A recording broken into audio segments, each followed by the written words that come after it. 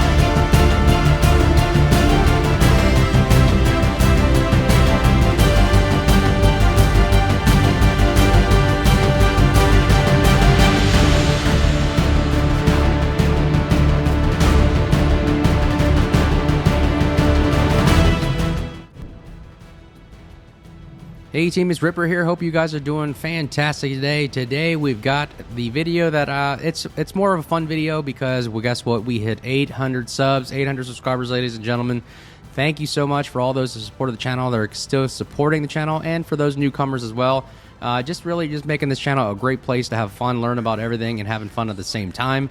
And you know, this turned out just to be a like all channels start off as is pretty much like just a hobby, something to do while we're enjoying a great community and a great game as well.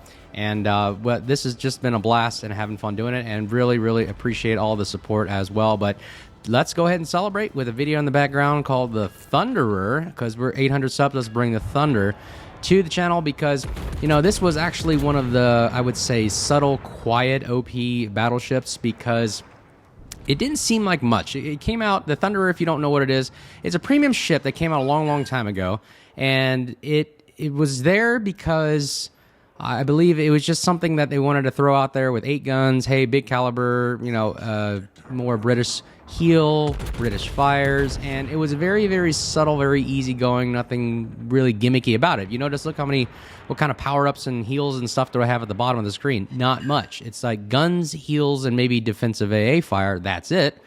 But when people started playing this ship, you're going to start noticing throughout the video the common theme of what this thing can do. And it is pretty much a fire match starter from the long-range zombie mode, kind of everything, kind of a gamut. And it's doing what it's doing best right now, which is really, as a supporting battleship, start fires like one right there. And that's exactly what this thing was, I guess, envisioned as, but it wasn't necessarily understood that it would be this powerful. After a lot of YouTubers started using this ship, started reviewing it, started showing the capabilities of it, a lot of people started going out there and using it in a very scary role, which is the zombie burner. The zombie burner is what you just saw right there, 2 more fires. And there's nothing you can really do about it. It's like you're sitting there, I mean, look at the range of the guns. They're 21.5 kilometer guns, which means that anything inside of that is almost laser beam accurate with these kind of a style of guns, and it's a battleship. And, you know, everybody's shooting at me, everybody's tanking, I'm tanking all the shots, which means it alleviates pressure from my team.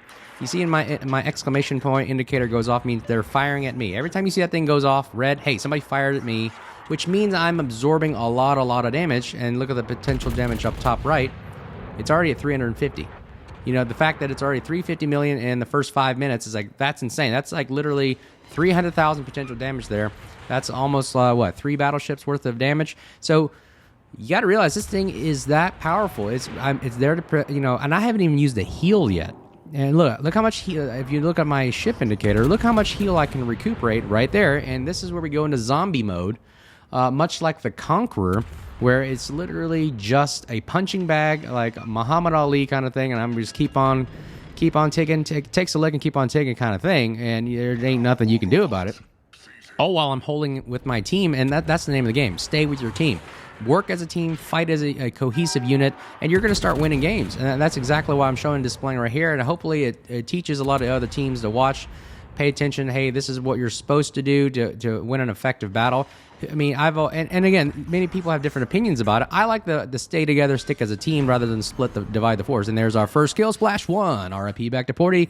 And that is exactly why this works. Now, I'm not going to say it always works. As you're going to see at the end of the video, this may not always work. But I do like the fact that we work as a cohesive unit, as a team. And it's more engaging and fun that way rather than running off by yourself and dying. I don't think it's that much fun. Now, you can win games like that. Not saying everything's 100%.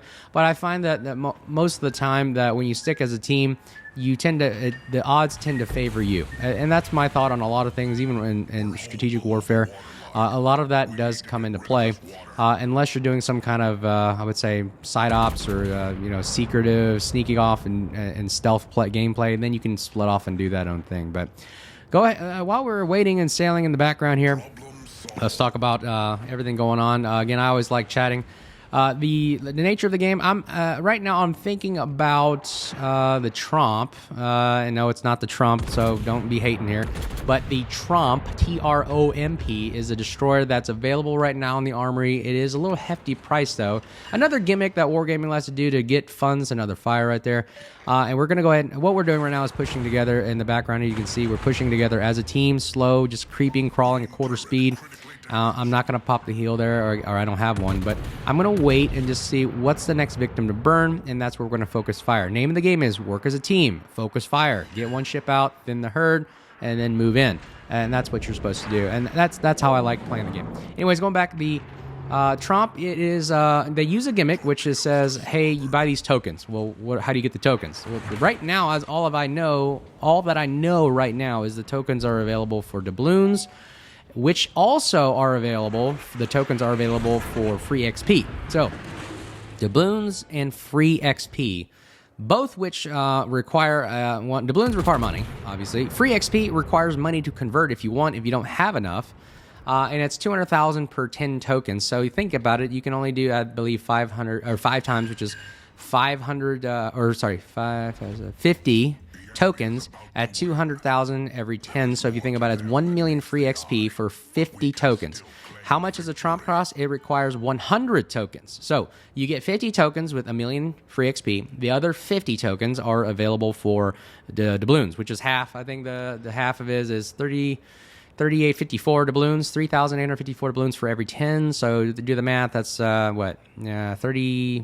30-something. It's still a pretty hefty price. It's half that. So 38,000 divided by 2, it's probably about 19-ish. And so 19-ish thousand, so it's about $100.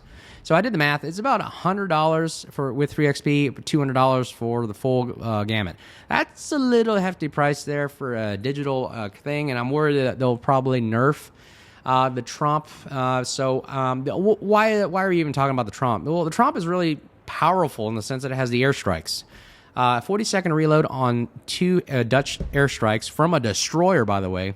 I mean, that means you can stay unspotted and just sit there and just rain hell on something that's about 10 kilometers away. I think that's the range of the airstrike. And they drop like 40-something plus bombs. It's ridiculous. It literally is just a fire match starter like we're doing right now with the Thunderer. We're pushing it right now. If you notice in the background, my team is pushing on my right, so I'm going to go ahead and flank. I got the Stalingrad in front of me, so I have to keep nose in. Again, keep nose in to people in order to mitigate damage. So we got the Petro here. Again, Petro's looking at me. Everybody's looking at me. I love the fact that you can play ships like this because it distracts. I'm like the Juggernaut, which I can just go in and just become a nuisance to people. And people are going like, oh my God, a Thunderer's pushing in. What do we do? And that's why it frees up the relief off my other team, my teammates, so they can go ahead and do the business, if you will. So right there, and we'll see if we can knock this Petro out, and boom, nobody can stop those fire-starting guns. That's Splash 2, RIP back to 40. Petro goes down. Petro revered to be one of the OP ships as well. They raised it out of the waterline to nerf it a little bit, and now we focus on the next victim. So we got the Stalingrad in front, GK on the right. Now, what do I have to think about right here? Nose in, nose in, nose in, because I don't know who's going to shoot me and blap me. Although we're a strong ship, like a Juggernaut, that we still have a weakness called a high broadside. You can see how high my broadside sticks out of the waterline, so we have to angle in to mitigate damage, and we only got 2 forward-facing guns, or I'm sorry, 4 total forward-facing guns. So we have to really think about where we're going to put these shots and where we're going to angle in to avoid and mitigate damage. GK is off our right, Stalingrad in front. Stalingrad is very easy to melt, so we're going to go ahead and elect to save him for last. The GK is harder to hit, so let's see if we can start some more fires on him. That's my decision-making process. We have 2 caps with 9 minutes left in the game. We're about to lose with 900. They have 900 points, which means we have to kill these last 2 remaining ships in order to even out the playing field, if you will. So while we're shooting and murdering down the GK right here, and he takes a fire shot, so we're going to go ahead and angle in real quick.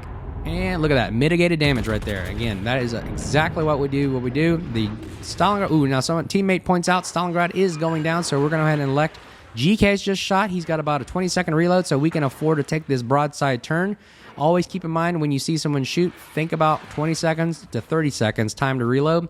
We're going to go ahead and swing our broadside. It's worth it to take out the Stalingrad while we lose our Des Moines, and let's see if we can start a fire. Stalingrad is also very weak at fire ability.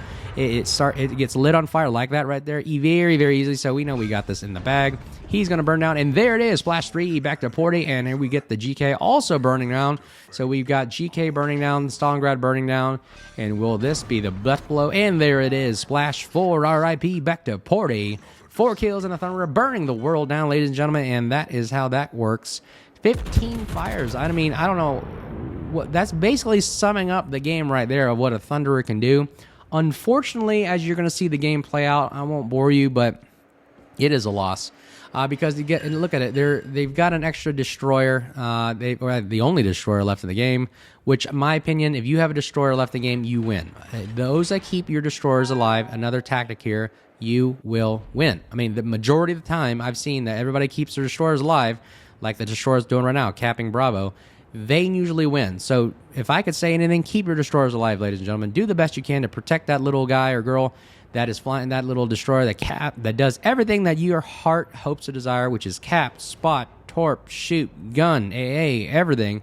It does the gamut, and you keep them alive, they win you the game. They're kind of like the little hobbit, if you will.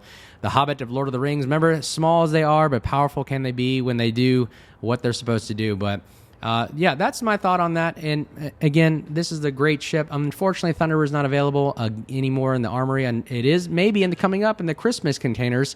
They're coming up, so they usually drop Thunderers and small ones and all that type of whatnot. So keep that in mind. There's a lot of discounts coming up in the month of December. A new update's coming out, I believe, the next week or so. And I'm actually waiting for the Larna, which is the European destroyer, super ship destroyer, which I've been looking for a long time. I like destroyers. Looking forward to that. We'll do a review. But anyways, we want to say thank you again for 800 subs. We're looking at our next goal will be 900, just to having fun and just keep on shooting ships, sailing ships, and having a blast. We take a loss right there, but not before we secure this much damage. But unfortunately, there's no points for second place, Goose. But let me know what your thoughts are below of the Thunder, what you could do better, what we could do better. And I hope you guys have a great time. Happy holiday season. And until next time, thanks again, and we'll see you guys soon. Be safe. Cheers.